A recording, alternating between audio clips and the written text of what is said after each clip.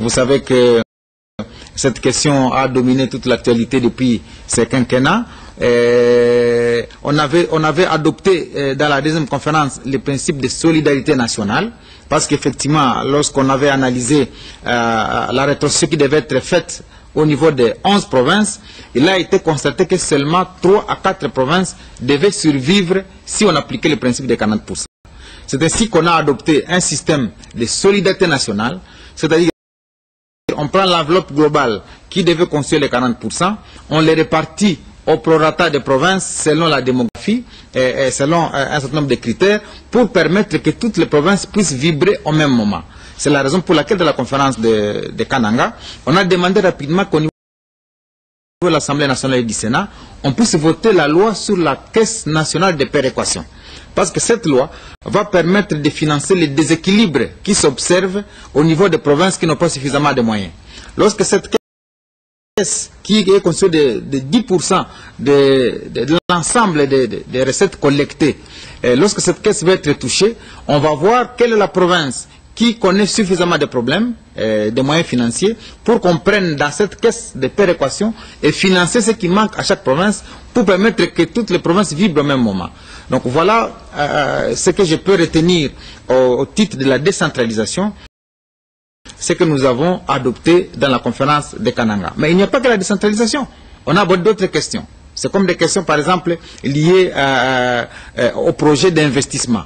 Depuis 2006-2007, il a été constaté que les projets d'investissement de la République étaient gérés au niveau central.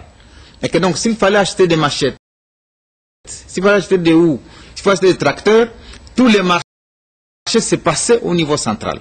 Et la conférence de Kananga a demandé désormais que les budgets d'investissement soient gérés par les provinces elles-mêmes, de manière à ce qu'on puisse permettre que les marchés publics ou la passation des marchés publics se fasse désormais au niveau des provinces au lieu de se passer au niveau central.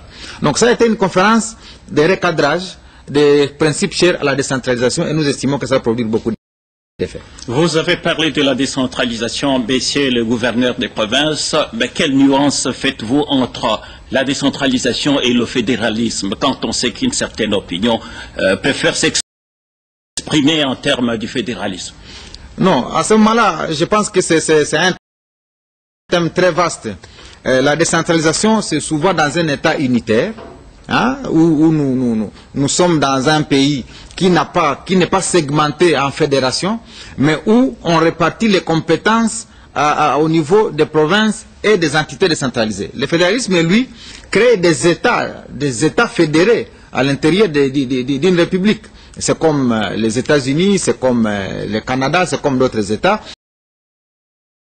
où les provinces sont des États fédérés avec leur propre constitution, avec leur parlement, avec des lois qui sont votées. Par exemple, un pays comme les États-Unis, on peut avoir un État où on applique la peine de mort, et dans un autre État, on n'applique pas la peine de mort. Ça, c'est le fédéralisme. Mais chez nous, on a estimé que les esprits n'étaient pas encore bien préparés pour qu'on passe de l'État unitaire vers le fédéralisme. C'est pourquoi on est passé par une sorte de transition pour permettre à ce que, d'abord, on répartisse les compétences entre les pouvoirs centraux et les provinces, tout en veillant sur l'unité du pays. Parce que nous avons traversé presque une zone de turbulence qui ne nous permet pas tout de suite de passer de l'État centralisé au fédéralisme, sinon ça va raviver les idées de ceux qui soutiennent qu'il faut balkaniser le pays. Or, les Congolais, qu'ils soient de l'Équateur, qu'ils soient du Nord Kivu, qu'ils soient du Kasaï, qu'ils soient du Bas-Congo ou du Katanga, les Congolais se sentent fiers lorsqu'ils se retrouvent dans un pays uni, unitaire, qui traduit la fierté et les richesses du peuple congolais. Donc, c'est cela la nuance que je peux apporter par rapport au fédéralisme. Et je crois que à l'heure qu'il est, si on expérimente très bien les principes chers de la décentralisation, je crois que le pays peut déjà se développer à partir de cela. Tout à fait. Et qu'est-ce que vous pourriez répondre à ceux qui estiment que la décentralisation a été lâchée rapidement et que ça risque même d'éclater le pays? Non, je ne pense pas. Je ne pense pas. Au contraire, si nous nous mettons en exécution tout ce que je viens de dire, c'est-à-dire les transferts de compétences, les transferts de charges, les transferts de ressources, vous allez trouver que chaque secteur, chaque chefferie, chaque commune rurale, chaque commune urbaine, chaque ville va avoir des moyens pour commencer à attaquer les problèmes au niveau de la base. Et en lieu et place d'un gouvernement central qui commencerait à penser la construction d'un petit pont dans un quartier ou la construction d'un niveau dans un quartier. Au contraire, la décentralisation permet qu'au niveau de la base même, et avec les organes locaux qui sont en fonction, les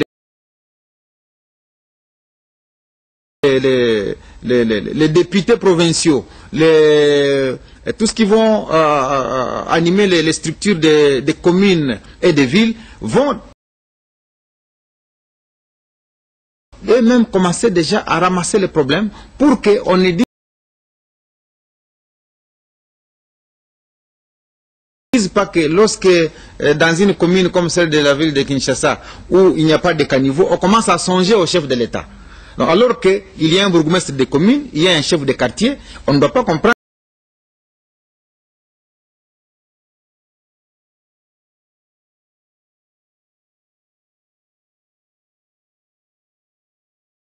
que les gens, lorsqu'ils n'ont pas trouvé de caniveau par où passer, ou par où jeter un petit pont, que tout le monde passe déjà, que ça doit être le chef de l'État qui n'a pas bien fait en construisant un caniveau ou en construisant, je ne sais pas, une petite rue. Donc je crois que ce sont là les éléments qui fondent effectivement à la décentralisation, qui permettent à ce que désormais les gens disent, mais pourquoi les choses ne changent pas?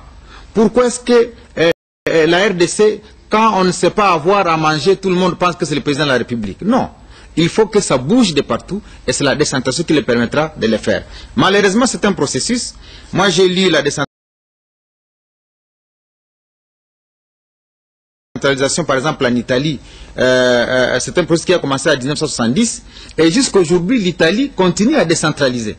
Donc, il ne faudrait pas que les gens pensent que nous sommes en retard. Non.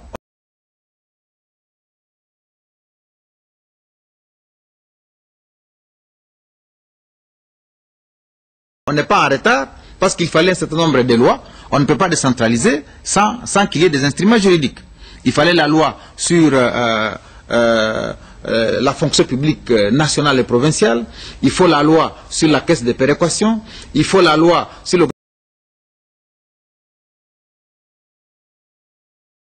l'organisation des ETD, c'est-à-dire les entités territoriales décentralisées. Il faut beaucoup de lois qui accompagnent la mise en œuvre de la décentralisation pour que effectivement, on n'en arrive pas à ce qui fait la peur des gens, c'est-à-dire la balkanisation. Donc si on ne précède pas la décentralisation par des mécanismes rigoureux qui instituent des textes légaux, eh bien on risque effectivement d'assister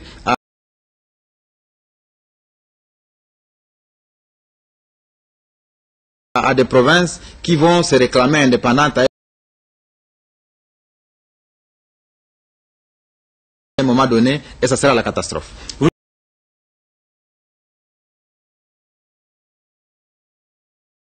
Oui, monsieur le gouverneur, j'espère que vous suivez l'actualité du pays et déjà certaines provinces revendiquent leur autonomie. J'espère que vous avez fait aussi table rase, vous avez arrêté des stratégies pour que le pire puisse se produire dans les jours à venir. Oui, déjà la décentralisation prône l'autonomie. Et par autonomie, c'est-à-dire la gestion par les provinces elles-mêmes des matières qui relèvent des compétences exclusives. Vous savez, il y a 3 ou 4 matières.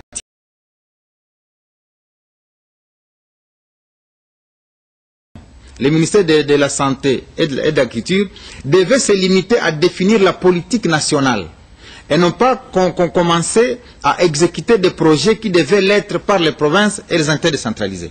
Donc, à Kananga, on a fait une ligne de démarcation pour demander à ce que désormais, au niveau du gouvernement central, qu'on laisse les provinces et les entités décentralisées gérer les matières qui relèvent de la compétence exclusive, parce que c'est ce que dit l'article 204, et on va évaluer ce qui sera fait pendant cette année 2013 en Mbandaka, lorsqu'on allait nous retrouver dans la 4e session de la conférence de gouverneurs en Bandaka. Donc j'estime que ça a été une des grandes conférences où on a fait des grandes percées, où le chef de l'État a tenu effectivement que désormais la décentralisation soit vécue par l'ensemble de la République.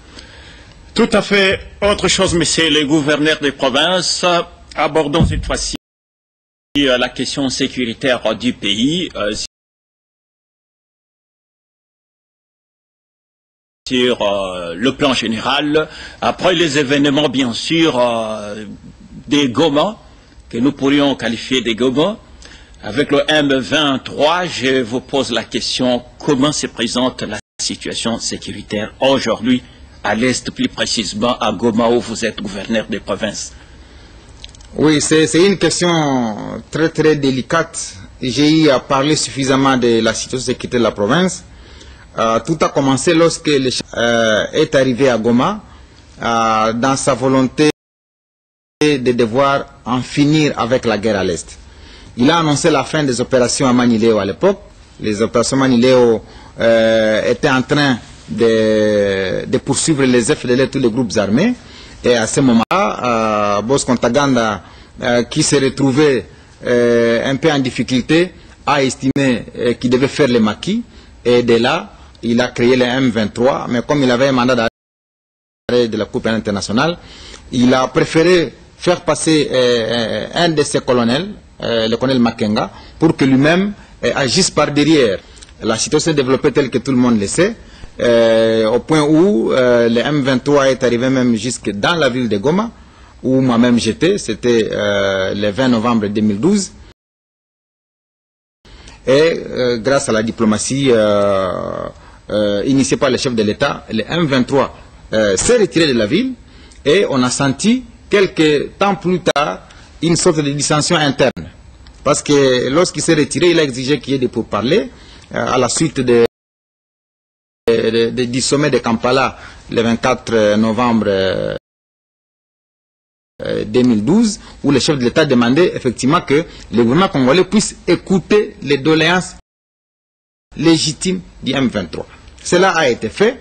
Malheureusement, en cours de cette écoute des doléances du M23, on a assisté à un mouvement qui s'est rentré dedans, où il y a deux camps qui se sont développés, comme j'ai eu à le dire plusieurs fois. Ça a été des rivalités presque territoriales.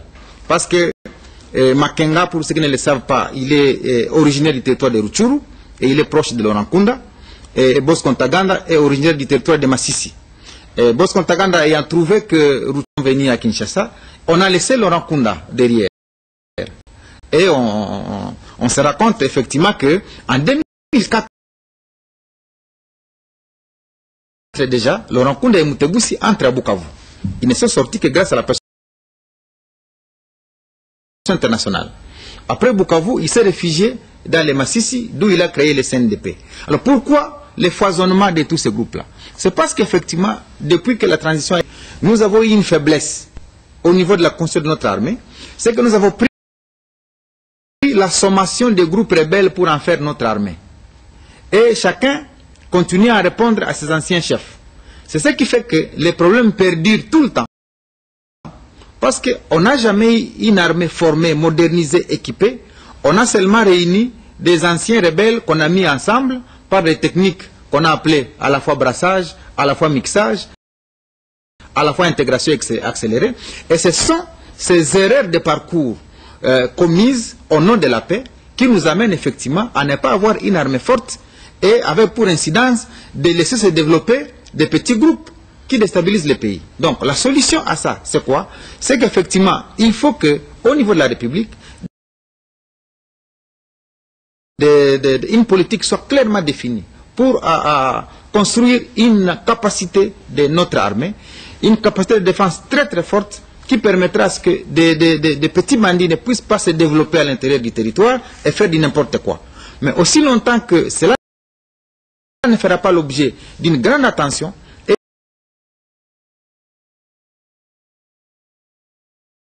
évidemment, des gens vont continuer à se développer ça et là, et la République va tarder à pouvoir amorcer son développement. La une de l'actualité reste dominée par Bosco Ntaganda, ce rebelle dissident du M23, qui s'est retrouvé à Kigali. Il s'est exilé à l'ambassade des États-Unis d'Amérique basée à Kigali. On nous apprend que Bosco Ntaganda réclame son transfert à la Cour pénale internationale. Monsieur le gouverneur, quel est votre point de vue par rapport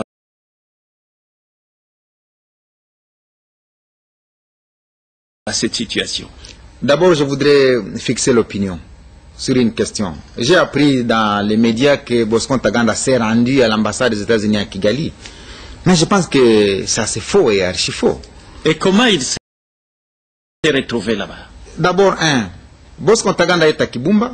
Il passe par Gassizi, c'est la frontière avec le Rwanda. Or, depuis 2-3 mois, le Rwanda a déployé un arsenal militaire le long de sa frontière. Et quelqu'un peut se demander comment un rebelle peut venir du Congo et traverser cette zone fortement militarisée qu'est la frontière entre la RDC et le Rwanda et aller se retrouver à Kigali.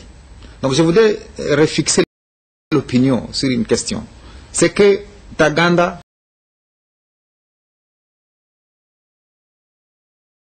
a traversé les jours même que Runiga a traversé, les jours même que Ngaruye a traversé. Mais malheureusement, le Rwanda a été le premier à sortir une communication en disant Ntaganda a pris le chemin du parc de Virunga voulant se diriger vers Massissi. C'est encore le Rwanda qui a été le premier à communiquer sur ça. Et quelques jours plus tard, le même Rwanda communique en disant non, il s'est rendu à l'ambassade des États-Unis. Alors que la limite, la frontière entre la RDC et la capitale Kigali, la distance est de 150 km. Et nous connaissons les mesures de sécurité au Rwanda. Comment on peut comprendre que quelqu'un, un rebelle congolais, puisse faire 150 km sans qu'aucun policier rwandais, sans qu'aucun militaire rwandais ne puisse l'apercevoir? Donc je voudrais donc fixer l'opinion qu'on doit cesser de distraire les gens pour dire Ntaganda s'est rendu. Qu'est-ce qui s'est passé? Lorsque Ntaganda arrive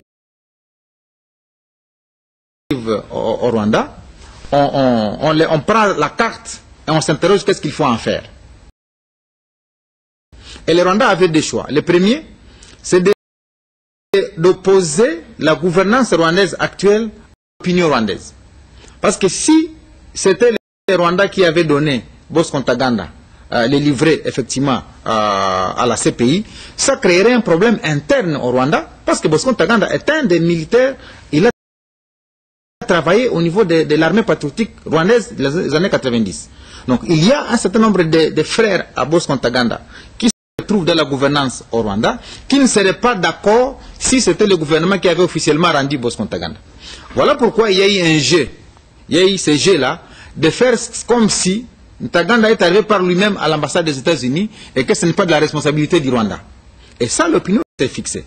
Parce que les États-Unis ne sont pas signataires du statut de Rome qui oblige les États signataires effectivement à devoir transférer les personnes accessibles par la CPI.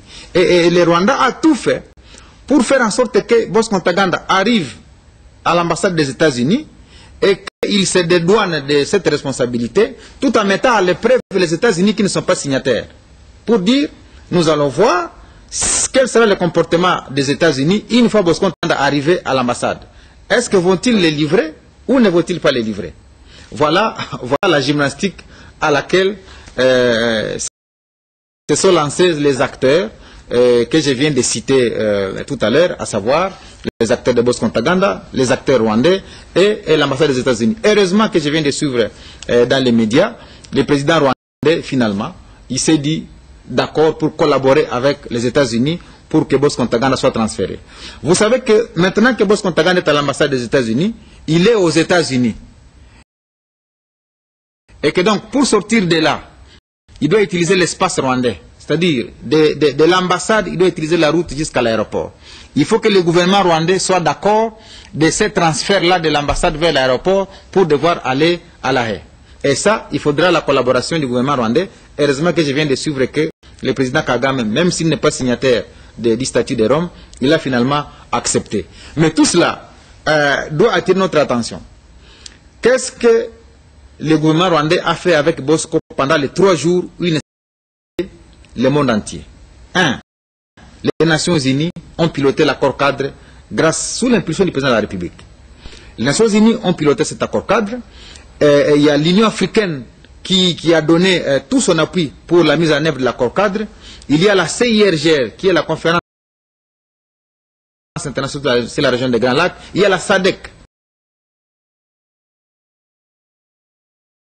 Et lorsqu'on a lu l'accord cadre, on a trouvé dans les dispositions de cet accord un mécanisme robuste de suivi de la mise en œuvre de l'accord. C'est ce qu'on appelle le 11+4. C'est des membres de la région des Grands Lacs, plus les 4 organisations internationales, ce que je viens de citer, les Nations Unies, l'Union africaine, la SADC et la CIRGL. C'est-à-dire, ces structures-là vont devoir aider à accompagner tout ce qui a été défini à Addis Abeba, et de manière à permettre à ce qu'on mette définitivement un terme à l'insécurité qui se passe à l'Est, pour permettre à ce que la République ne puisse pas être prise en otage tous les jours par les miliciens de l'Est, et qu'elle commence à penser développement et à s'inscrire dans une vision prospective. Maintenant, au Nord Kivu, on ne sait pas réfléchir à autre chose. Si ce n'est Bosco Ntaganda, si ce n'est Makenga, si ce n'est Runiga, si ce n'est Maïmaï X, et on a trouvé d'ailleurs que toutes les communautés tribales ont commencé à créer des groupes autour de leur communauté pour se protéger. Et je pense même que vous êtes fait une idée sur le M26. Il y en aura d'autres. Voilà. C'est la raison pour laquelle je me dis, si la force neutre arrivait et que le gouvernement congolais aussi mettait beaucoup du poids dans la construction d'une armée, je crois que M26, M28 ou M30, il n'y en aura plus. Mais tant qu'on ne renforcera pas la capacité de notre système de défense, eh bien, les groupes armés pourront être ça et là, parce qu'ils sauront qu'ils naviguent dans un environnement où personne ne peut venir les traquer. Ok, monsieur le gouverneur des provinces, direction Kampala, dites-nous, que pensez-vous de pourparlers de Kampala aujourd'hui? Oui, Kampala va connaître de sérieux problèmes. Parce que maintenant la délégation est scindée en 2. Il y a une délégation qui a été présidée par mon ancien ministre de la Justice qui a fait défection, M. François Ruchogoza, qui était proche de Bosco Ntaganda, qui aujourd'hui n'a plus mandat parce qu'il avait été nommé par Runiga lui-même qui est destitué et remplacé par Bertrand Bisimwa. Bertrand Bisimwa, lui, a nommé un autre représentant à Kampala. Il s'agit de René Abandi, qui est un ancien proche de Laurent Kunda. Et donc, les médiateurs, si on peut l'appeler ainsi, c'est-à-dire l'Ouganda, une délégation bicéphale, où l'un se réclame être le chef de la délégation, l'autre dit non, moi je suis nommé par le nouveau chef du M23. Donc, là, il se pose un problème. Et j'avais déjà prédit cette situation pour dire, on risque de signer un accord à Kampala avec un groupe, et notre groupe va dire, moi je ne suis pas concerné par l'accord de Kampala. Et c'est ce qui risque d'arriver effectivement. Alors, quelle est la solution à ça? C'est qu'il faut que l'histoire de Kampala prenne fin. On a évalué l'accord, parce que quand on voit les mots M23, M signifie mars, et 23 c'est la date de la signature de l'accord du 23 mars 2009. Et que donc, dans les revendications du M23, il a été dit que on a pris les armes parce que l'accord du 23 mars 2009 n'a pas été exécuté.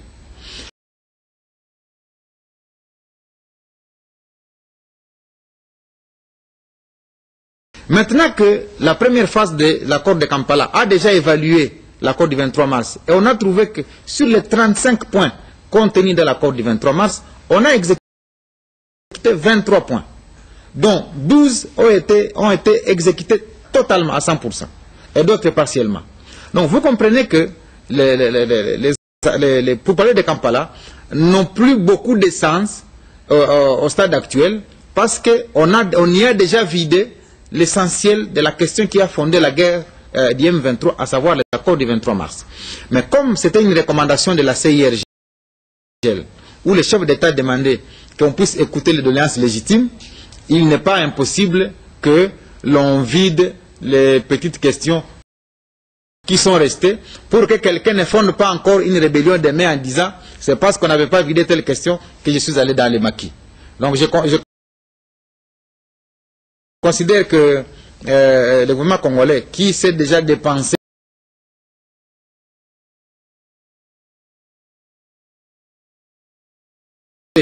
pour écouter les M23, pourrait éventuellement finaliser les points qui sont restés pour qu'on en arrive définitivement à mettre un terme à cela et à faire en sorte que les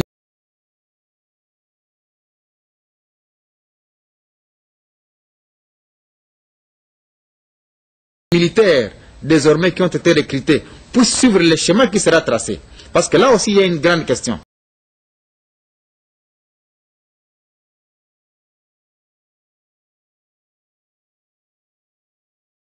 Qu'est-ce qu'on fera des militaires M23 alors qu'ils...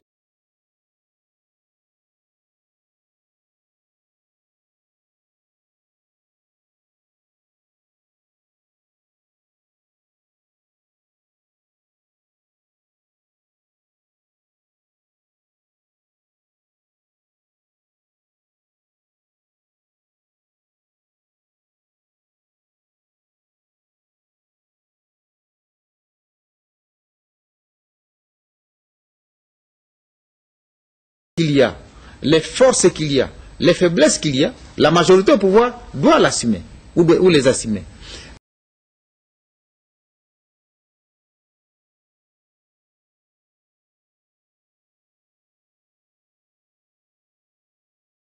L'opposition au pouvoir aussi ne doit pas croire qu'à chaque fois qu'il y a un malaise, c'est le moment de l'appeler pour qu'on fasse un partage du pouvoir.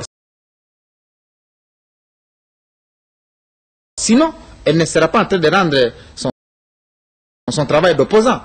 Il faut que l'opposition reste dans cette opposition pour essayer un peu d'avoir un œil regardant sur ce qui se passe dans la majorité. Sinon, si c'est transformé en un lieu où on va dire, opposant, vous êtes à combien? Venez, on vous donne aussi 4 et 5 ministères. Alors, à quoi aura servi la démocratie à laquelle tous nous avons adhéré? Donc, nous estimons que ce sera plutôt un lieu où on va parler des questions d'intérêt national,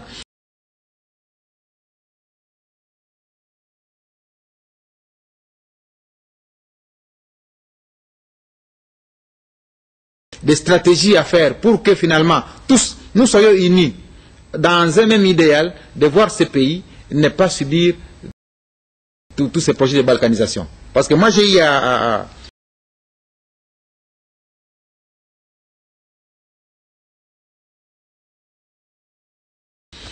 suivre les sous-secrétaires d'État américains, Johnny Carson. À un moment donné, lorsqu'il parlait de la crise en RDC, il a évoqué la question de Yougoslavie et du Sud-Soudan pour dire il faut qu'on trouve la solution à la RDC comme on en a trouvé à Yougoslavie et au Sud-Soudan ou au Soudan. Or, tout le monde sait que les années 90, la Yougoslavie a éclaté en 5 républiques. Il y a le Kosovo, il y a la Serbie, il y a la Croatie, il y a le Monténégro. Et il ne faudrait pas que les gens nous amènent vers ce schéma-là. Donc, le chef de l'État estime que tout cela est en train de se discuter dans les officines internationales et qu'il faut faire un rappel des troupes pour que les gens considèrent qu'on n'a que notre république. Opposant comme majorité, nous avons une seule république et devant les menaces qui nous guettent, nous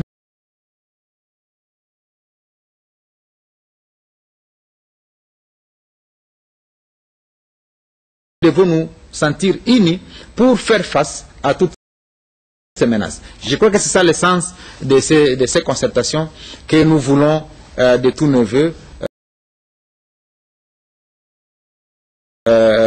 commencer très prochainement.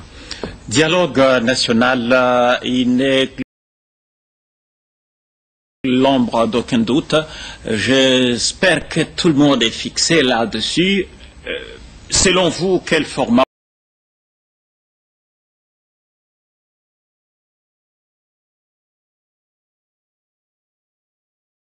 proposez-vous à ce forum, son calendrier et son calendrier et son ordre du jour?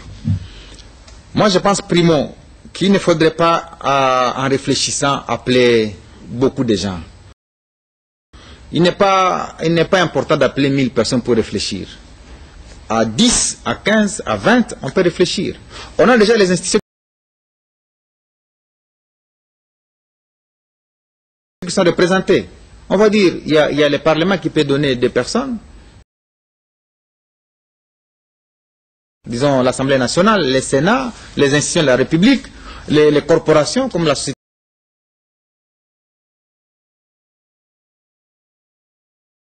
civile, c'est déjà organisé. Un format réduit de 100 personnes suffit pour devoir analyser à fond les problèmes qui se passent dans notre pays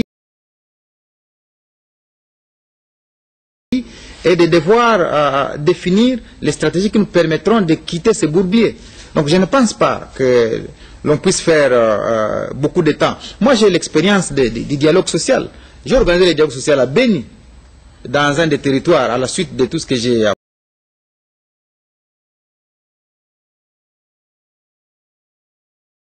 appris. Il y a beaucoup de situations qui se produisent. J'ai rappelé tout le monde, on a parlé, on a analysé, on a produit un document final. Et en 2 jours, on a terminé. Donc je pense que comme c'est la République, si on appelle à ces concertations nationales, je ne pense pas qu'on puisse aller au-delà de 7 jours. Si on fait 1 semaine de travaux intenses, en train de réfléchir, en train de rappeler les gens à la cohésion nationale, je crois que ça aiderait à vider toutes les questions. Et à mon avis, je pense qu'il faut un deuxième format du dialogue national. C'est-à-dire organiser des formats provinciaux. À la suite de ce qui sera fait au niveau central, il faut maintenant qu'il y ait des équipes qui descendent dans chaque province pour aller analyser à fond les problèmes de chaque province. À ce moment-là, il y aura des concertations au niveau national qui vont décliner en dialogue social au niveau des provinces pour essayer un peu de ressouder aussi les esprits. Parce qu'au niveau des provinces aussi, on sent que les esprits ne sont pas tellement unis. Il ne faut pas qu'on se réunisse seulement à Kinshasa. On estime que quand c'est champagne et tout, on croit qu'on a analysé les problèmes du pays. Il faut qu'on les fasse au niveau de Kinshasa, mais qu'il y ait des déclinaisons au niveau provincial où des dialogues sociaux doivent s'organiser dans chaque province où on analyse à fond, comme on avait organisé la conférence sur la paix et la sécurité à Goma en 2008. Il faut qu'on en fasse dans toutes les provinces pour que maintenant on ait une vue générale de la situation du pays et une thérapeutique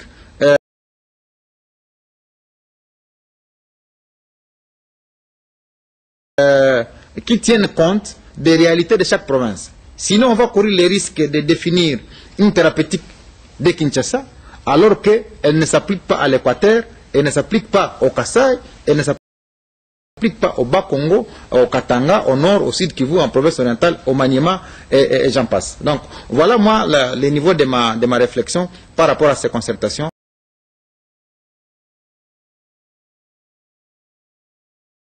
Nationale qui ne doit pas se limiter seulement au rappel des troupes de l'intérieur vers Kinshasa où les gens vont peut-être voyager pour la première fois dans les avions en venant de l'intérieur et pour eux, ça sera seulement ça qu'ils retiendront de Kinshasa. Il faut donc qu'on aille vers les provinces pour que les choses se traitent à l'intérieur des provinces concernées. Nous tendons à la fin de notre émission. Monsieur le gouverneur des provinces,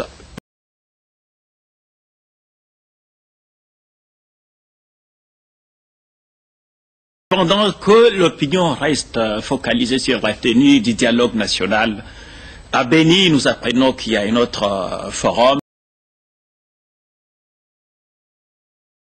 le dialogue qui vient de se tenir. Est-ce que vous avez reçu le quitus de la haute hiérarchie où vous n'êtes pas en contradiction parce que demain nous risquons de nous retrouver avec un autre M27, 28 ou ML Julien Paluku Kaongia? Non, je pense que les erreurs que beaucoup de gens commettent, c'est de demander souvent beaucoup d'autorisation quand il faut prendre des initiatives. Et cela fait que beaucoup de gens ne savent pas évoluer parce qu'ils estiment que même pour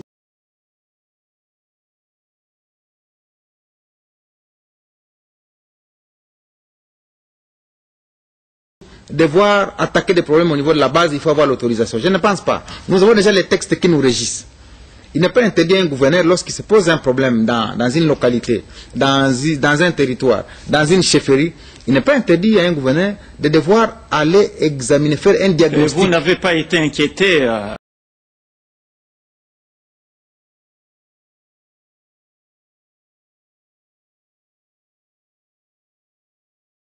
par la haute hiérarchie, voire même au niveau de l'interprétation? Non, je pense qu'au contraire, la hiérarchie a salué la démarche que j'ai pu faire. Parce qu'elle a dit, si cela peut se passer dans tous les territoires de la République, parce que nous avons 145 territoires, qu'on organise des dialogues sociaux dans chaque territoire, pour que les enfants réfléchissent. Qu'est-ce qui se passe? Qu'est-ce que nous devons faire? Je crois que ce que nous avons fait à Béni a été un signal fort, parce qu'on a vu même des groupes armés qui sont venus de donner les motifs pour lesquels ils sont en brousse.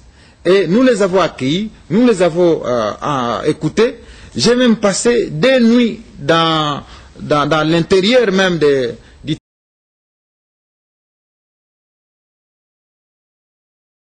senti, c'est que tout le monde est fatigué de la guerre et tout le monde est prêt à écouter une voix qui permettrait effectivement qu'ensemble, nous puissions construire une paix durable, surtout dans la province du Nord Kivu, où on a perdu beaucoup de vies humaines.